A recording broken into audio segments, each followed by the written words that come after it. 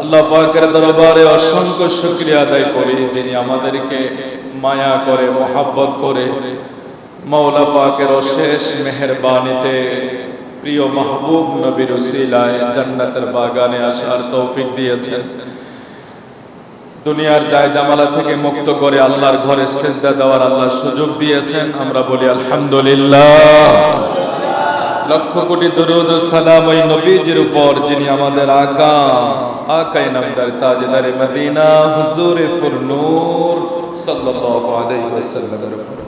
মুআজ্জাজ হাজিরিন, শাওয়াল মাসের দ্বিতীয় জুমা, খুতবার আলোচ্য বিষয় হচ্ছে হজ্জের ফজিলত এবং গুরুত্ব সম্পর্কে। আল্লাহ পাক যাদের উপর মেহেরবানি করে, যাদের উপর দয়া হয়, এই হজ এক মহান বিষয়, আল্লাহ তাদের জন্য কবুল করে নেয়। আমরাও দোয়া করি আল্লাহ সবাইকে জীবনে একবার হলেও কবুল করুক। সবাই বলুন আমিন।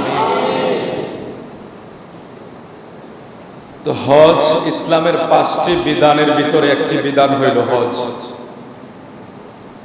নামাজ সবার উপরে ফরজ, রোজা সবার উপরে ফরজ, পর্দা সকল নারীদের উপরে ফরজ। হজ এবং যাকাত এই দুইটা জিনিসকে আল্লাহ কারোর উপরে চাপিয়ে দেন না। আল্লাহ যে বলেছেন আমি তোমাদের উপরে কোনো জিনিস চাপিয়ে দেই না, যেটা তোমাদের জন্য সহজ আমি সেই রাস্তাটাই অবলম্বন করি। আর আল্লাহ বলে দেন যে আমি তোমাদের জন্য সহজ চাই, কঠিন চাই না।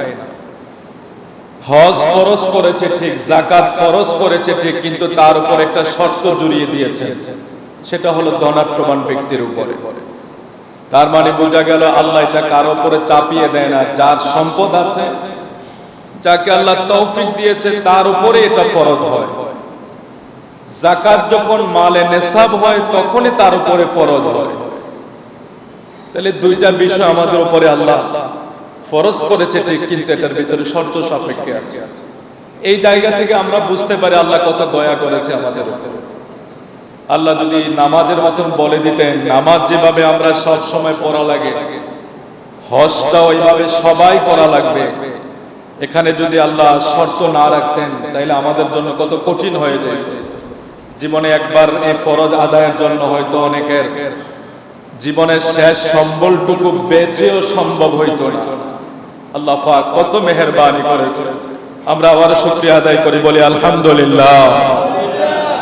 মুআজ্জাজ সাদরে মুহতারাম, পবিত্র কালামে হাকিম আল্লাহ ঘোষণা করে দিয়েছেন ওয়ালিল্লাহি আলান নাসি হিজ্জুল বাইত মান ইসতাতা ইলাইহি সাবিলা ওয়া মা কাফারা ফা ইন্নাল্লাহা গানিয়্যুন আনিল আলামিন। বাইতুল্লাহ পর্যন্ত পৌঁছতে যাদের সক্ষমতা আছে, আল্লাহর সন্তুষ্টি অর্জনের জন্য আল্লাহর ঘর পৌঁছা পর্যন্ত যার সক্ষমতা আছে, আল্লাহ বলে দিয়েছেন তিনি যেন হজ আদায় করেন। সুবহানাল্লাহ বলে, যার সক্ষমতা আছে, যার তৌফিক আছে, সেই পর্যন্ত আসা যাওয়ার খরচ করা আল্লাহ তাকে বলেছেন, তার উপর এটা অত্যাবশ্যক, অর্থাৎ ওই ব্যক্তির উপর এটা ফরজ করে দেওয়া হয়েছে। এই আয়াতের অনুপাতে কিছু হাদিস শরীফ আমার নবীজি গুরুত্ব সহকারে বর্ণনা করেছেন যে হজের বিষয়ের উপরে। তো আল্লাহ যেটা বলে দিয়েছেন যে ওয়ালিল্লাহি আলান নাস হিজ্জুল বাইতি মান ইসতাতা ইলাইহি সাবিলা, তোমাদের যাদের সক্ষমতা আছে, অর্থ আছে, হজ করার জন্য তোমার সেই এবিলিটি আছে, সেই জায়গায় কিছু অনেকের শারীরিক সমস্যার কারণে যারা যাইতে পারে না, সেটা বদলি করা যায়। আমরা অনেকেই দেখেছি এভাবে অনেকে টাকা পয়সা আরেকজনকে দিয়ে নিজের হজটা করা, সেটার একটা সুযোগ আছে। এই জন্য যারা হজে গিয়েছেন তারা একটা দৃশ্য দেখেছেন যে আমাদের বাংলাদেশ ছাড়া অন্য অন্য দেশের মানুষগুলি বেশিরভাগই বয়স একেবারেই কম। যা দেখলে আপনারা অবাক হবেন যে আসলে আমরা মনে হয় অনেক দেরি করে ফেলেছি।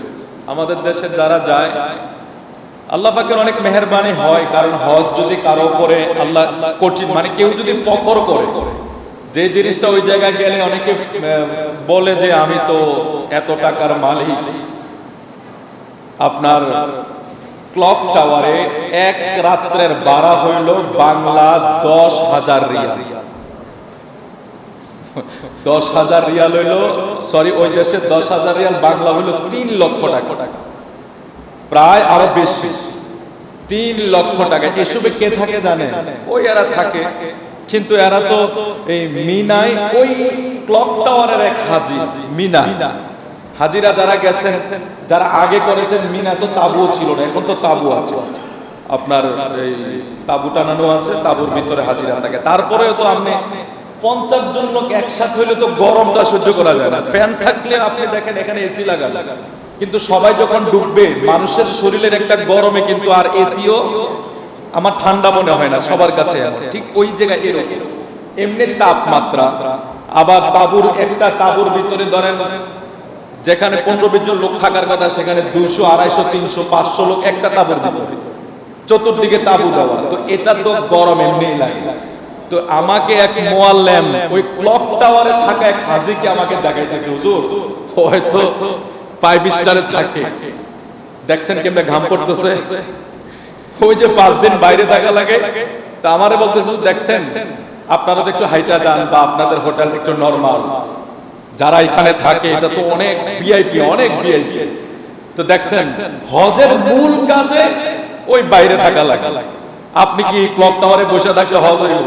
হজের জন্য মিনায় যাইতে হইব, আরাফা যাইতে, মানে রৌদ্র ফুরাইতে হইব। তো সেখানে আমার দেখালে যে হুজুর দেখছেন, এই যে দেখেন এই যে ঘাম ঝরতেছে এই ভদ্রলোকের, এই ভদ্রলোক আমার হাজি, ওই ক্লক টাওয়ারে থাকে, ফাটে 10,000 রিয়াল ভাড়া দেয়, ওই দেশের বাংলা 3 লক্ষ টাকা।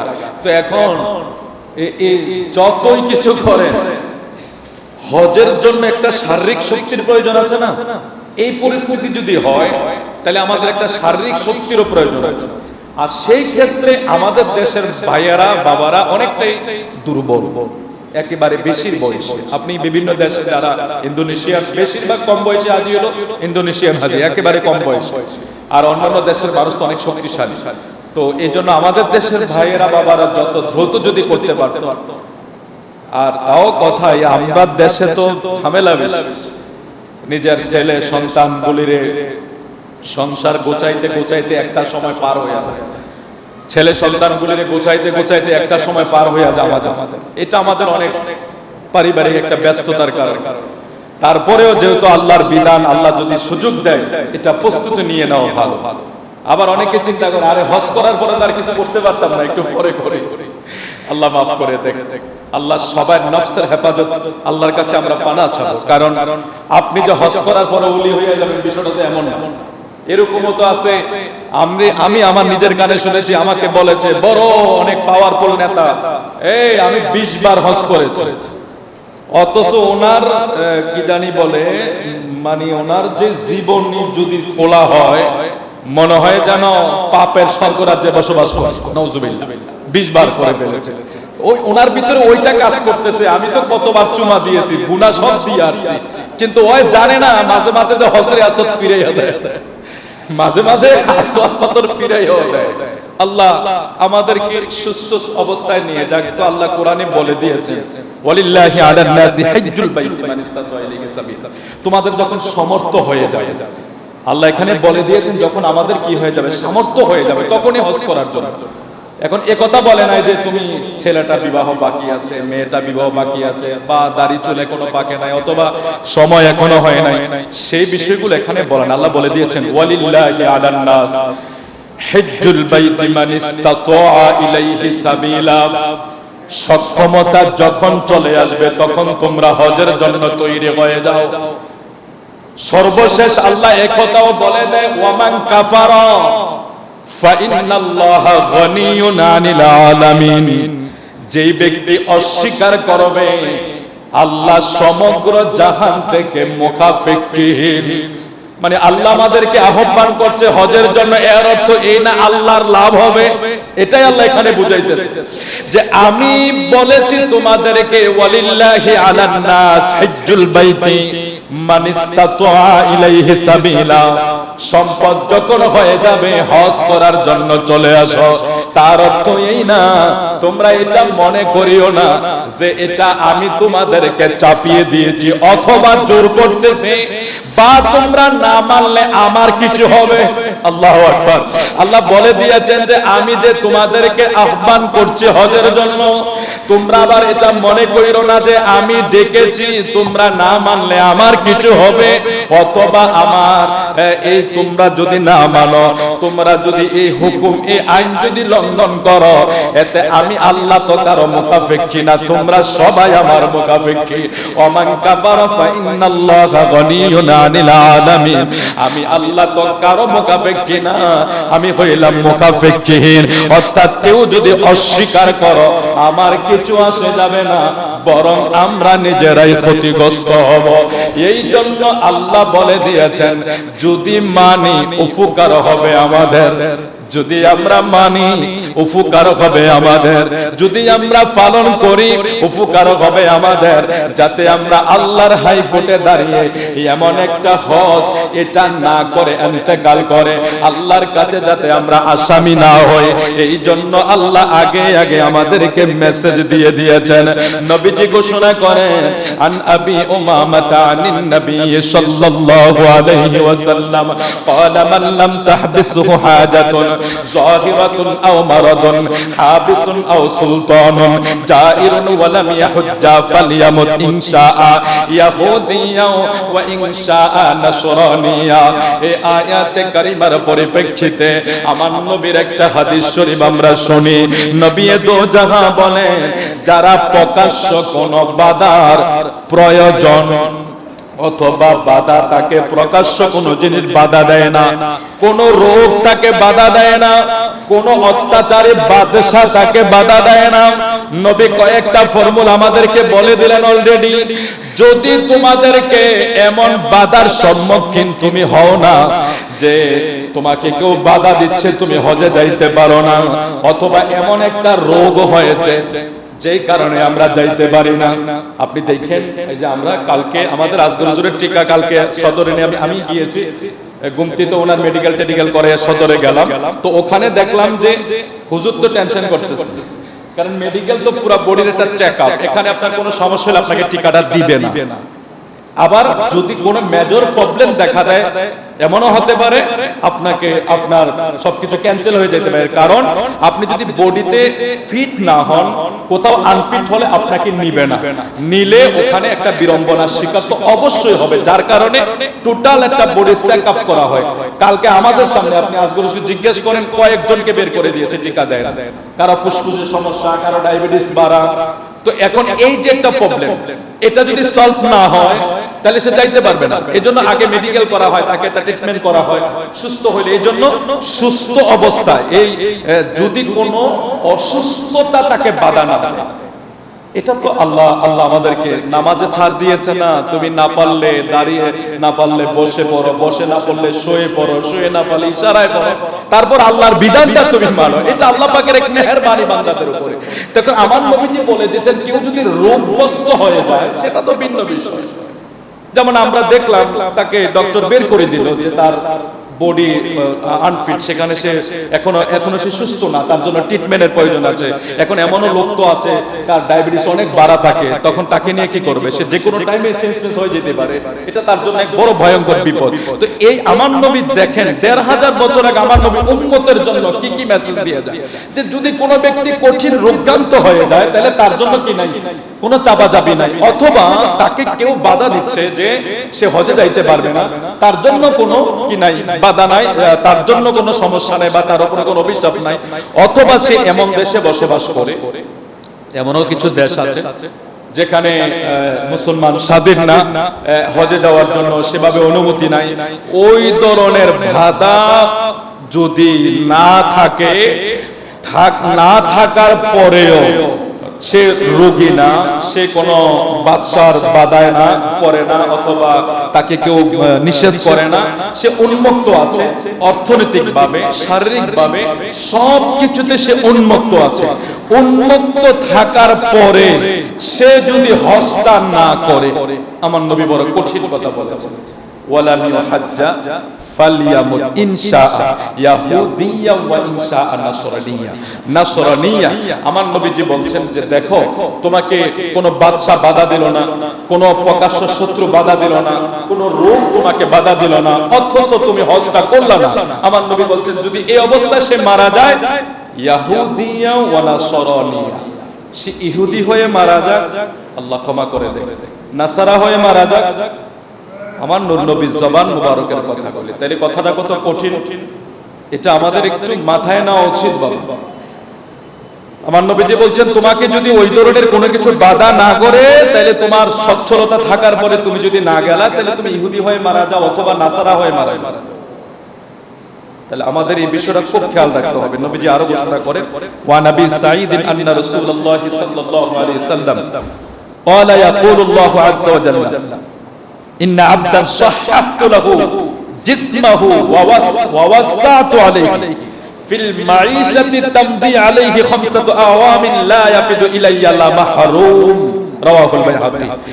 আবু সাঈদ খুদরি রাদিয়াল্লাহু তাআলা আনহু থেকে বর্ণনা, আমার নবীজি বলেন, যে বান্দার শরীর আমি সুস্থ রেখেছি, তার জীবনযাত্রার সচ্ছলতা রেখেছি, এভাবে আমি তাকে 5 বছর সময় দিয়েছি। সুবহানাল্লাহ বলেন। প্রিয় নবী সাল্লাল্লাহু আলাইহি ওয়াসাল্লাম বলতেছেন, আল্লাহ তাআলার ঘোষণা, যে বান্দাকে আল্লাহ শরীরকে সুস্থ রেখেছে, তার জীবনযাত্রা সচ্ছলতা রেখেছে, কতদিন? 5 বছর সময় তার হাতে সময়টা ছিল। এখন এই 5 বছর সময় সে অতিবাহিত করে ফেলেন, সে হজটা করলো না, যদি সে মারা যায়, আমার নবীজি ফরমান আলাইহি খামসা, 5 বছর, আওয়ামিন লা ইয়াফিদু ইলাইয়া লা মাহরুম, আমার নবীজি বলছেন সে নিশ্চিত হতভাগা। আমার নবী একটা বাড়িয়ে বলতে পারতেন, কিন্তু এতটুকু তো আমার নবী কাউকে হতভাগা বললে তার কপাল তো শেষ। নবীজি এতটুকুই বলেছেন যে আমি তাকে 5টা বছর সুস্থ রাখলাম, সচ্ছলতা দিলাম। এটা আল্লাহ পাকের পক্ষ থেকে আল্লাহ বলছে, আমার নবীজি ঘোষণাটা দিয়েছেন যে ব্যক্তির সচ্ছলতা 5 বছর, অর্থনৈতিকভাবে, শারীরিকভাবে, সে এই 5টা বছর সময়, দেখেন আলাইহি খামসা, খামসা তো মানে আপনারা বুঝেন 5 বছর বলা হয়েছে। তো এই 5 বছর সময়ের ভিতরে কেউ যদি না করে, অতঃপর সে ইন্তেকাল করলো, আল্লাহর নবী ফরমান তার সে হতভাগা, সে বঞ্চিত, সে হতভাগা, সে বঞ্চিত। তাহলে আমাদের এই বিষয়গুলো খেয়াল করা উচিত। আল্লাহ আমাদেরকে কবুল করুক। অনেকের মানসিকভাবে অনেকে তৈরি হয় না, অনেকের শারীরিকভাবে, আর্থিকভাবে, আল্লাহ যাতে সব কিছুতেই আমরা তৈরি হয়ে যত দ্রুত যেতে পারি। আল্লাহর কাছে দোয়া করবো, আল্লাহ যাতে একটু সুযোগ দেয়, একটু সুযোগ দেয়। অনেকের তো মরণ তো আর কারো কাছে বলে আসে না, চিঠি তো আর কারো কাছে বলে আসে না, কার কখন সময় চলে যায়। তো আল্লাহর কাছে আমরা এটা দোয়া করবো, আল্লাহ তুমি যদি কপালে রাখো আর তৌফিক দাও, আর একটু সুযোগ দাও, যারা যাইতে পারি নাই আমরা ইনশাআল্লাহ যাওয়ার চেষ্টা, আর নিয়োগ করে ফেলবেন। আল্লাহ যখন সচ্ছলতা দিবে তখন নিয়োগ করে ফেলবেন যে আমরা মক্কা মদিনায় যাব। আল্লাহ কবুল করুন, জোরে বলে আমিন। আমার নবীজি ঘোষণা করেছেন, ওয়াকালা রাসূলুল্লাহ সাল্লাল্লাহু আলাইহি ওয়াসাল্লাম মান হাজ্জারিল জাই ফালাম ইয়ারফুস ওয়া লাম ইয়াফসুক রাজাআ কায়াউমিন ওয়ালাদাতহু উম্মু, রাওয়াহুল বুখারী। হজের ফজিলত রাসূল করিম সাল্লাল্লাহু আলাইহি ওয়াসাল্লাম বলেন, যে ব্যক্তি আল্লাহর সন্তুষ্টির জন্য, হজটা কার সন্তুষ্টির জন্য হবে? আল্লাহর সন্তুষ্টির জন্য।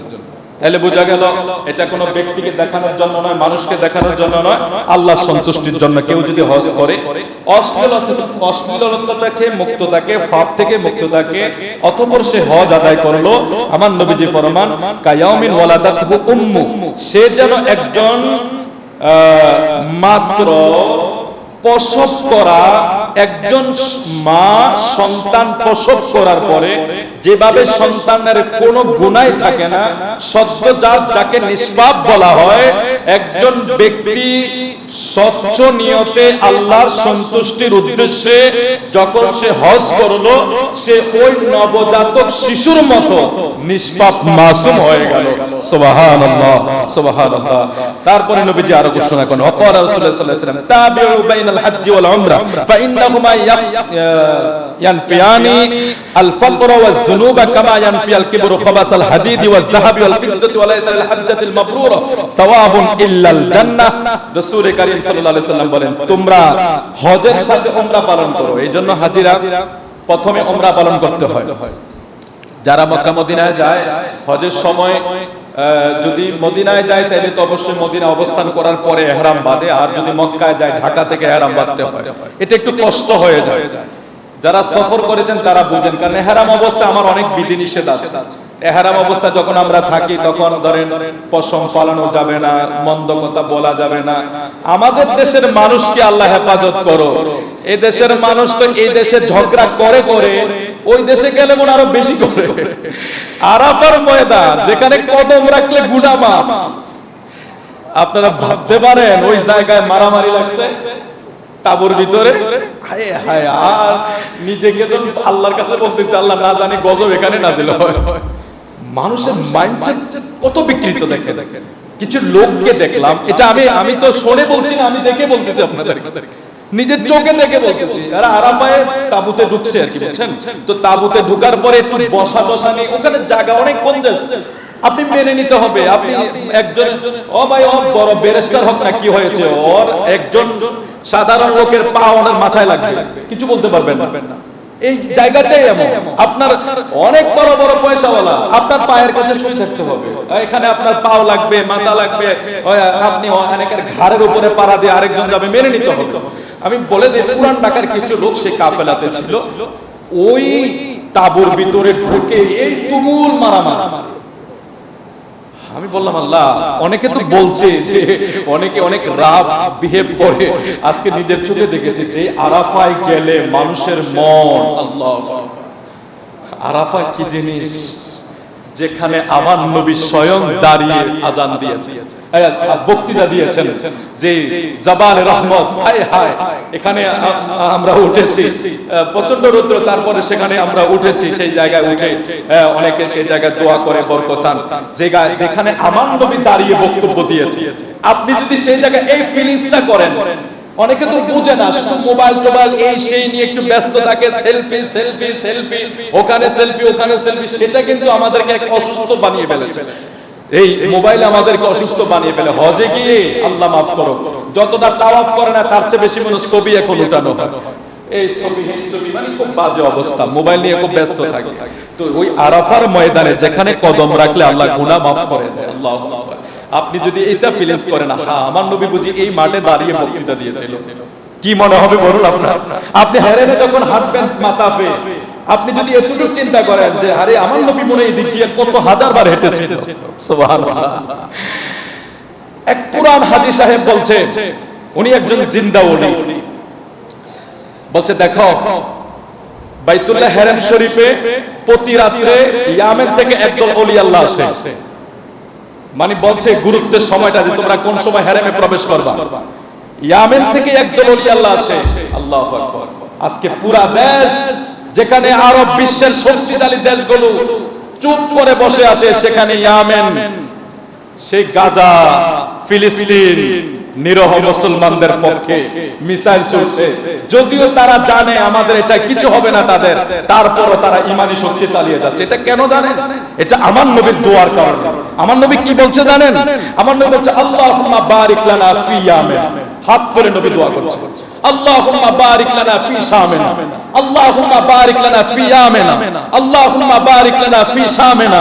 আমার নবী তিনবার দোয়া করছে, আল্লাহ তুমি ইয়ামেনের উপর বরকত দাও, আল্লাহ তুমি শামের উপরে বরকত দাও। এক সাহাবা আমার নবীকে প্রশ্ন করছে, হুজুর নজদ যেটা বর্তমানে রিয়াদ শহর, এটা রাসূলুল্লাহর জামানায় যে জায়গাটার নাম ছিল নজদ শহর, বর্তমানে এই জায়গাটার নাম রিয়াদ শহরকেই পূর্বের নাম নজদ শহর। তো নবীকে প্রশ্ন করেছে, হুজুর আপনার নিকটবর্তী হলো নজদ, আপনি এটার জন্য দোয়া করলেন না, ওই ইয়ামিনের জন্য, শামের জন্য দোয়া করলেন? আমার নবী বলছে, শোনো, এই নজদ থেকে আমি নবীর দুশমন বের হবে, যার নাম আব্দুল ওয়াহাব নজদি। 1918 সনে, মতান্তর এরকম হতে পারে, এই আব্দুল ওয়াহাব নজদি, সেই ওয়াহাব নজদ শহর থেকে তার আবির্ভাব। ইতিহাস খুলে দেখেন, জান্নাতুল বাকিতে মা ফাতেমার মাজার, আমার নবীর সাহাবায়ে কেরামের মাজার জান্নাতুল বাকিতে কি? এখন তো আমাদের দেশের লোকেরা যায়, ও আমরা দেশের হুজুররা যা কয় সব মিছা কথা, এখানে কিচ্ছু নাই, তো সব মাটি। হ্যাঁ, আপনি ইতিহাস জানেন না, ইতিহাস জানেন না। আব্দুল ওয়াহাব নজদি যখন থেকে সেখানে শাসন শুরু করেছে, তখন থেকে সে বোল্ডার দিয়ে সকল মাজারগুলি ঘুরিয়ে দিয়েছে। সেখানে মা ফাতেমার মাজার ছিল জান্নাতুল বাকিতে 10,000 সাহাবায়ে কেরামের মাজার আছে। সুবহান, 10,000 সাহাবায়ে কেরাম জান্নাতুল বাকিতে আছে। এখন সব ঘুরিয়ে দেওয়া হয়েছে। তো এখন আমরা তো কি বলি, ও হুজুর কিচ্ছু তো নাই সেখানে, কি নাই বলে, সব তো মাটি দেখা যায়। তো আপনি কি 1918 তে বেঁচে ছিলেন? আপনি জানেন ইতিহাস? জানেন না, তো এই জন্য বলেন আর কি, সব ঘুরিয়ে দিয়েছে সব সেই সময়।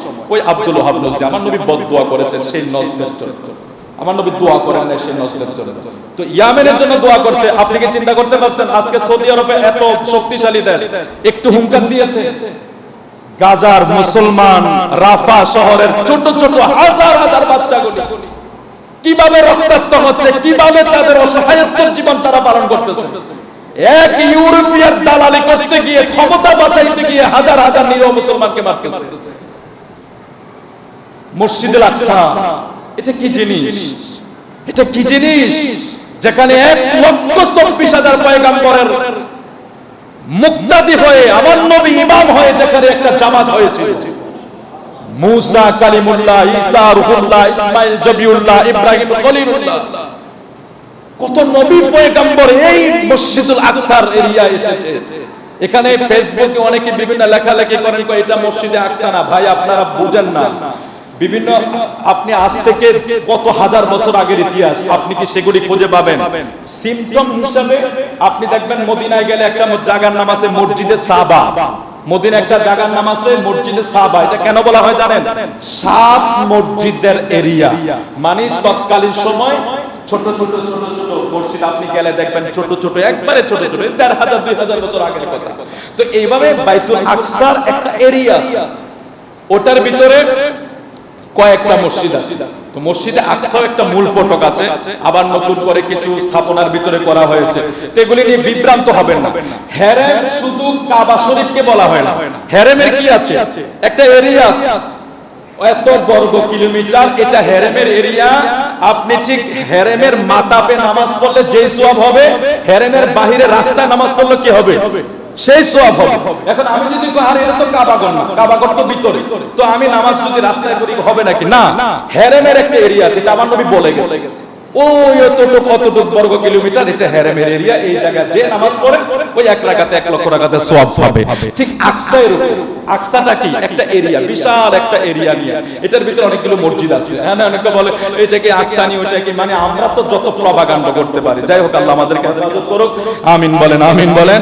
তো বলছিলাম বাবা, সেই নজদের জন্য আমার নবী বদদুয়া করেছেন। দেখেন, ইয়েমেনের জন্য নবী দোয়া করেছেন। আল্লাহু আকবার, আমার নবী দোয়া করেছেন মনে হয় এই জন্যই আজকে শক্তিশালী আরব, দুবাই, কাতার, যেখানে মুসলমানদের রক্তে রঞ্জিত হয়ে যাচ্ছে, আর সেখানে কাতারে এরা হোলি খেলে, আর যেখানে মুসলমানদের রক্ত দিয়ে এরা ইউরোপ আমেরিকার তারা হোলি খেলছে, সেখানে ওই সৌদি আরব বিভিন্ন দেশের এরা কেক কাটে। দেখছেন, এরা মুসলমান, আমরা তো দলিল দেই এরা মুসলমান। আরে বাংলাদেশের মানুষ আর কিছু হোক না হোক, আবেগ দিয়া কমপক্ষে তো যেই দৌড়াদৌড়িটা কমপক্ষে করছে, এটা কয়জনে করে? কোথায় গাজা, কোথায় রাফা, কোথায় ফিলিস্তিন, কয়জন যাইতে পারবে সেখানে? তো এটা তো আল্লাহ আমাদের, এতটুকু তো আল্লাহ কবুল করতে পারে। আমরা যদি এটা হুঙ্কারও দিতে পারি, এটাও তো আমাদের জন্য একটা ইমানি দায়িত্ব। এটা বাংলাদেশের মানুষ এখান থেকে করেছে, আলহামদুলিল্লাহ। এই দেশের মানুষের জন্য আমরা দোয়া করি। কিন্তু আপনি আরব বিশ্বে কথা বেশি বললে আপনারা বলবেন হুজুর কথা বেশি বলেন। আপনি কেএফসি বাংলাদেশে ভাঙছেন নাকি? হেরেমের সামনে কেএফসি হোটেল, আপনি সেখানে কোকা কোলা আর কেএফসির বিষয়ে যদি কিছু বলেন, আপনাকে সেখানে পুঁতে ফেলবে। এইসব বাংলাদেশ থেকে পাচ্ছি আমরা। আপনি বাংলাদেশ থেকে আমরা ওই যে আমাদের কিছু কালচারও আছে, ওই গেছে ভাঙতে, ভাঙচুর করার কোনো প্রয়োজন আছে? ইসলাম এটা শিক্ষা দেয় না। ও বাটা দুটা চুরি করে নিয়ে আসছে। এগুলি আমাদের যে কি একটা বদ অভ্যাস, আমাদেরকে শেষ করে দিয়েছে। একটা আন্দোলন চলতেছে পুরো দেশে, মাঝখান দিয়ে কিছু দুষ্কৃতকারী গেল, জুতার বাক্স লয়ে দৌড়াদৌড়ি শুরু করছে। এখন এটা ফেসবুকে মানে তুমুল চলতেছে যে ওরা জুতা চুরি করেছে, আবার পুলিশও ধরেছে, নাউজুবিল্লাহ। এই কয়েকটা কিছু বিকৃত মানসিকতার কারণে আমাদের বদনাম হয়, নাইলে আমাদের পুরো দেশে সব জায়গায় মসজিদে মাদ্রাসায় খানকায় যেভাবে আন্দোলন শুরু হয়, যেটা আমাদের জন্য এটা ইমানি দায়িত্ব ছিল। কি প্রয়োজন আছে আপনি ভাঙচুর করেন? ভাঙচুর করে কি কোনো লাভ আছে? এটা ইসলাম শিক্ষা দেন। আপনি বয়কট করবেন ইসরায়েলি পণ্যটা, আপনি স্বচ্ছতাটা জেনে বয়কট করবেন। আপনি যেটা ভাঙলেন সেটা আমার দেশের জিনিস, কি করবেন কেন? এটা তো সে কিনে নিয়ে আসছে অলরেডি। এখন আপনি কি করবেন? এটা সিস্টেম হলো আপনি এটাকে বয়কট করেন, আপনি খাইয়েন না, আপনি কিনেন না, তখন এটা এমনি ল হয়ে যাবে। এখন আপনি যদি একবারে ভাঙচুর করতে যায়, আবার আপনি কিনবেন না কিন্তু চুরি করে বাড়িতে নিয়ে যাবেন। ফেসবুকে পোস্ট দিছে কয়েক জোড়া জুতা আছে ব্র্যান্ডের, নাউজুবিল্লাহ মিন যালিক। ও পুলিশে ধরে ফেলেছে ওকে, ওই চুরি করে আইনা ব্র্যান্ডের জুতার ফোর্স দিচ্ছে যে এটা যদি কেউ কিনেন এত টাকা ডিসকাউন্টে পাওয়া যাবে। দেখছেন, এই মানসিকতার জন্য আমাদের বদনাম হয় বাবা। যাক, আলহামদুলিল্লাহ আমরা আমাদের জায়গা থেকে প্রতিবাদ করি। সেই ইয়ামেনের মানুষের জন্য নবী দোয়া করছে, যার জন্য ইয়ামেন এতটা এস্টাবলিশ না। বর্তমান বিশ্বে ইয়ামেন অনেক দুর্বল। হুতি বলেন, হিজবুল্লাহ বলেন, বিভিন্ন দল যারা হামাস বলেন আক্রমণ চালাচ্ছে, এরা অনেক দুর্বল। তারপর এরা ইমানি শক্তি দিয়ে হামাস এরার আক্রমণ চালাচ্ছে। এটা আমার নবী দোয়া করছে সেই শামের জন্য, সেই ইয়ামেনের জন্য। তারাই আজকে সেই আমার নবী দুয়ার বরকতের কাজ সে করতেছে। আমরাও সেই বাংলাদেশ থেকে, আমাদের এই ফকির বাজার থেকে আমরা তীব্র নিন্দা জানাই, আমরা দোয়া করি। তবে এটা মনে রাখবেন, আমার নবীর হাদিস শরীফ, গাজা, রাফা, আকসা কেউ নিতে পারবে না। জাস্ট এটা কিন্তু অনেক ইতিহাস আছে। একসময় ইহুদিদের দখলে ছিল, আবার সালাউদ্দিন আইয়ুবী যখন যুদ্ধ করলেন, সালাউদ্দিন আইয়ুবীর আওতাধীনে চলে আসলো। আবার সালাউদ্দিন আইয়ুবী যখন চলে গেলেন, আবার সেটা ইহুদিরা নিয়ে গেল। এইভাবে কিন্তু এটা পর্যায়ক্রমে এইভাবে যাচ্ছে, কিন্তু পরিপূর্ণভাবে আপনারা আকসায় কোনো হামলা করতে পারে না। এটা একটা ভিডিও বিভিন্ন ভাবে আসছিল। যাই হোক, তারপরও আমরা ওই গাজা, রাফা তাদের জন্য তো দোয়া করতেছি এবং যে দূর পারি করতেছি, কিন্তু আকসার এরিয়ায় কোনো হামলা করা তাদের সাহস হয় না। এটা হলো তারা কি করছে জানেন? তারা তাদের আওতাধীনে রেখে, এটা আগেও রেখেছে, আমার নবীর জামানায়ও রেখেছে, তার আগেও রেখেছে, এটা যুগ যুগ ধরে এটা। তবে আমার নবী এই আকসার কথা বলেছেন যে গাজা, রাফা, ফিলিস্তিন, আকসা এগুলি ইহুদিরা দখল করে নিয়ে রাখতে পারবে না। হয়তো এমন হতে পারে তারা ইসরায়েল, এক সময় ইসরায়েল ধ্বংস হওয়ার ধার প্রান্তে, যার জন্য সে মুসলমানের রক্তের প্রতি পিপাসু হয়ে গেছে, এই কাজটা করতেছে, কিন্তু তারা নিতে পারবে না। এটা আমার নবীর হাদিস শরীফে আছে। হয়তো কিছু সময়ের জন্য তাদের আওতাধীনে থাকবে, কেউ না কেউ আবার ওই সালাউদ্দিন আইয়ুবীর মতো হয়তো আল্লাহ পাঠিয়ে দিবে, এটা মুসলমানের আওতাধীনে চলে আসবে। তারপর আমরা দোয়া করি, ছোট ছোট বাচ্চাগুলি মারা যাচ্ছে, খাবার নাই, পানি নাই, তাদেরকে বন্দি করে রেখেছে, অনেক কষ্টে আছে তারা। আল্লাহ যাতে আমাদের সেই মুসলমানদের রক্তের উপরে বিজয়ের পতাকা দান করে, আমিন বলেন। আর আওয়াজ করে বলি আমিন।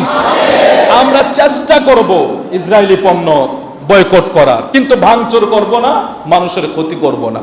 আমরা ওইটা থেকে বিরত থাকব যে আমরা কিনবো না, যদি তোমার এই পণ্য থেকে ইসরায়েলে যায় সেটা আমরা কিনবো না। তবে আমরা বুঝে শুনে কাজ করবো। আল্লাহ আমাদেরকে কবুল করুক, আমিন বলেন। আমি মাঝখানে আজকে ইচ্ছে ছিল গাজা ফিলিস্তিন নিয়ে কিছু কথাবার্তা বলার, আমার একটু আন্দোলন যদি আমরা করতে পারতাম আরো ভালো হইতো। তারপর আমাদের যেহেতু এখানে ওইভাবে পরিবেশ হয়ে ওঠেন, আমরা করি না। তবে আপনারা সবাই সবার জায়গা থেকে দোয়া করবেন আল্লাহর কাছে, আল্লাহ যাতে তাদেরকে মুক্তি করে এবং মুসলমানদের সেই রক্তের উপরে বিজয়ের পতাকা দান করে। হজের অনেক ফজিলত আছে। আমার নবীজি বলছেন যারা হক হালাল টাকা দিয়ে হজ করবে, এটা হজে মাবরুর হয়। হজের পুরস্কার একমাত্র জান্নাত, এটা ক্লিয়ার কথা। হজের পুরস্কার আর ভিন্ন কিছু নয়, বড় হজ যেটা, এটার পুরস্কারই হলো আমার নবী বলছেন জান্নাত। আল্লাহ কবুল করুক, বলে আমিন।